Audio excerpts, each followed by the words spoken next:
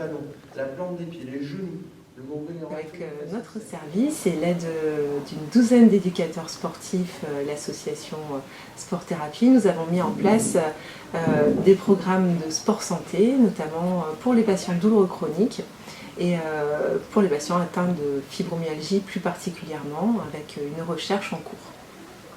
Alors ça, c'est un changement de paradigme. Le sport impose ses règles dans un but de performance ou d'esthétique, alors que l'activité physique va s'adapter aux règles des patients, à savoir leur goût, leurs conditions physiques et leurs besoins physiologiques.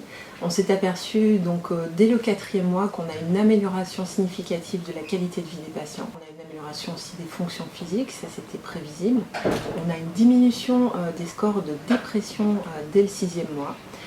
Donc durant le programme, là, sur chaque séance de pratique, on avait des fiches d'évaluation de la douleur et on avait la même fiche à remplir donc en fin de séance. Donc sur les premières séances, ce que je disais, c'est que les résultats n'étaient pas forcément très positifs, mais sur le long terme, on avait quand même des résultats assez significatifs. À la fin de chaque séance, immédiatement après, on a une amélioration de l'humeur, de la fatigue et des douleurs. C'est une amélioration qui ne dure pas plus de 48 heures, mais en tout cas, elle se voit dès le 1er mois de pratique et sur les 6 mois de suivi de cette recherche. On a une action aussi en termes de limitation du risque de récidive et d'augmentation de survie. Ça peut aboutir jusqu'à 50% de mortalité en moins pour certains cancers.